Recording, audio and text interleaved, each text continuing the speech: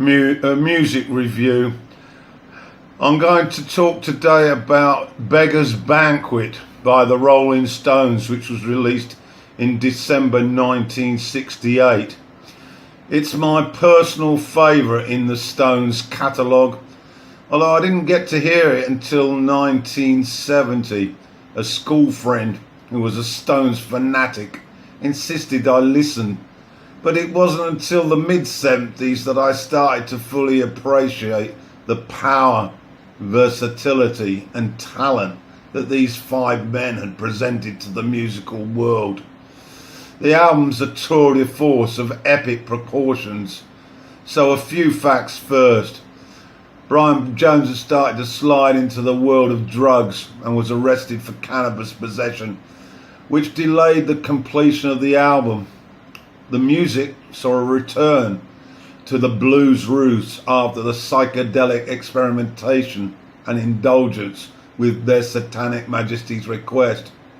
It was the last album in the lifetime of Brian Jones, and the album reflects less involvement by Jones as drug use overtook his life.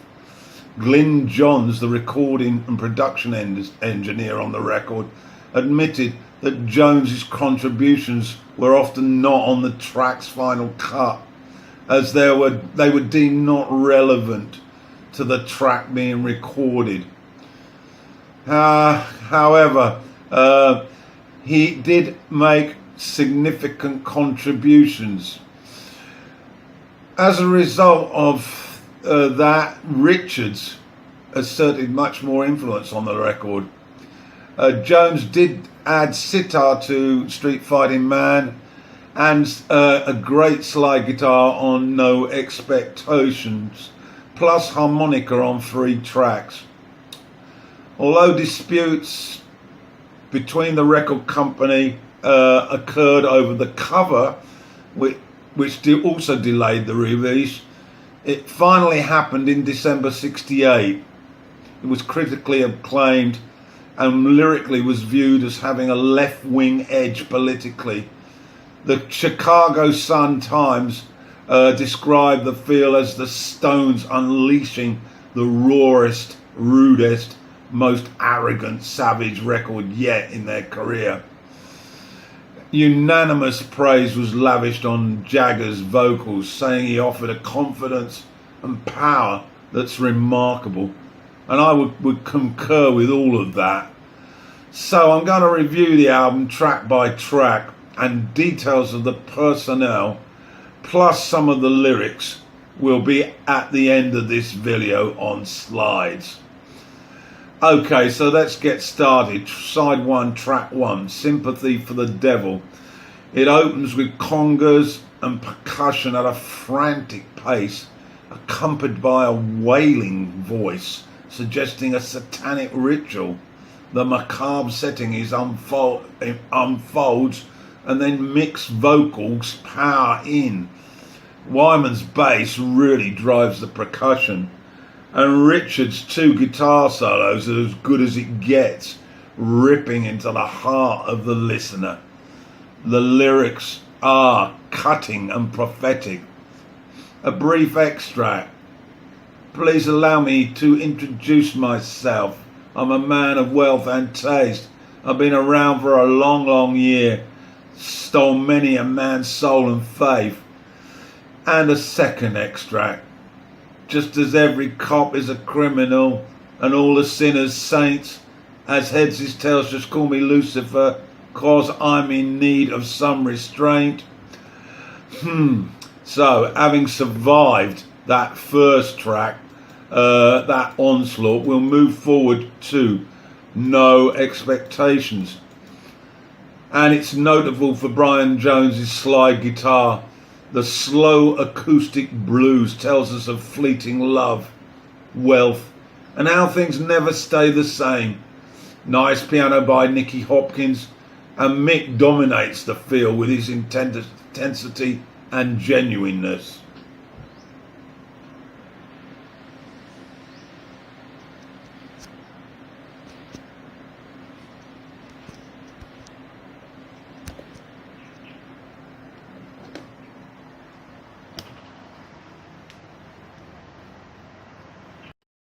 Dear Doctor, with its jaunty country swing, is an amusing tale of being terrified on your wedding day and the change of mind leading to you fleeing the scene. Panic over. Again, Jagger sings it such that you feel the fear. Comical lyrics. Here's a verse. Oh, help me, please, mama, I'm sickening. It's today that the day of the plunge. Oh, the gal I'm so merry, it's a bow-legged so. I've been soaking up drink like a sponge. Okay, I can't sing it like he can. On to track 4, Parachute Woman. This is a blues rocker with both Jagger and Jones excelling on blues harmonica. Terrific rhythm guitar by Keith. It's standard Stones, but it sounds great. So to track 5, Jigsaw Puzzle Blues. Well, if you like rock and roll mixed with rhythmic dancing piano, then this one's for you. What skips the beat to perfection? Here's a taste of the lyrics. There's a tramp sitting on my doorstep trying to waste his time. With his mentholated sandwich, he's a walking clothesline. Yeah, great, aren't they? Now Richard's lead wails behind the vocals to create that rousing electricity. The lyrics are punk-like and Mick sings like a punk rocker. The frantic fade out reminds us that this is the greatest rock and roll band in the world. So, having managed to get through side 1, it's now time to breathe side 2. And it starts off with Street Fighting Man. Jones is on sitar and tambura here, and you can hear him, but you must listen carefully. Also, Dave Mason plays shena. It's a type of oboe. I got that off Wikipedia. These instruments give the Eastern mystical sound. As for the song, it's angry, aggressive, and revolutionary. Now we know why parents thought the Stones were a bad influence. The rhythm section is explosive. Richards answers the call on rhythm guitar and Mick snarls out of the mic. It's simply breathtaking. Here's an extract. Hey, said my name is called Disturbance. I'll shout and scream. I'll kill the king. I'll rail at all his sermons. Well then, what can a poor boy do except to sing for a rock and roll band? Later, of course, the boss borrowed that lyric. Wow, next up, Prodigal Son. It's the only cover on the album, written by bluesman Robert Wilkins. He was a country blues guitarist, cross-Cherokee African-American, who the Stones later credited the song to. Bit of a controversy about that. It's a marvellous acoustic blues stomp about poverty with gospel tones, and with Jagger sounding like a 60-year-old Negro. Not bad for a 25-year-old lad from Dartford. Stray Cat Blues. The opening notes by Richard just tell you that this is gonna be a screamer. Let's rock. A tale of a young girl, tempestuous with attitude, who has left for the city. A stray cat with no home now. It's a poignant tale of youth gone astray and joining the harshness of survival in the city. There's some cool congas midway, adding a touch of an African feel, and it ends with a cacophony of noise. Keith's lead screechiness to the finish, masterly produced by Glyn Johns. Factory Girl. Right, that creates an Irish feel with the fiddle, played by Rick Gretsch, and the congas adding to the acoustic rhythms. Mick turns it into a jig, but it stinks of honesty, as we hear about those yearnings for any factory girl on a Friday to have fun with. Just 2 minutes of rawness and freshness. Listen to this lyric. Waiting for a girl and her knees are much too fat. Waiting for a girl who wears scarves instead of hats, her zipper's broken down the back. Waiting for a girl and she gets me into fights. Waiting for a girl, we get drunk on Friday night. She's a sight for sore eyes. Waiting for a girl and she got stains all down her dress. Waiting for a girl and my feet are getting wet. She ain't come out yet. Yeah, sorry about the singing. It's difficult not to get involved. Now to the finale, Salt of the Earth. The Watt Street Choir added to this tour de force a working class lament, a powerful powder keg, a political powder keg, sorry.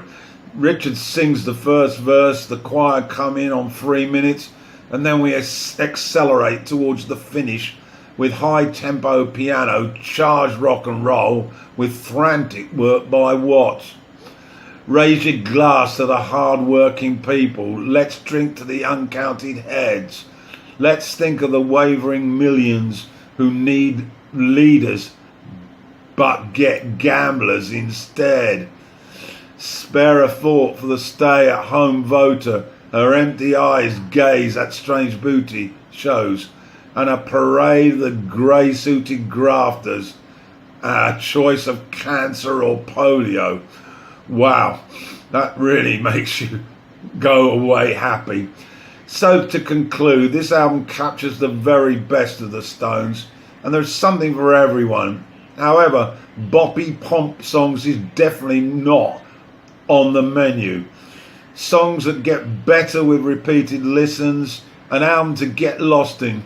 It's numbered 17 in my top 100 of all time, and I have added some slides for the lyrics, the first 3 tracks for your indulgence, plus the details of who was playing on the record. I plead with you to listen to Beggars Banquet. You will not be disappointed.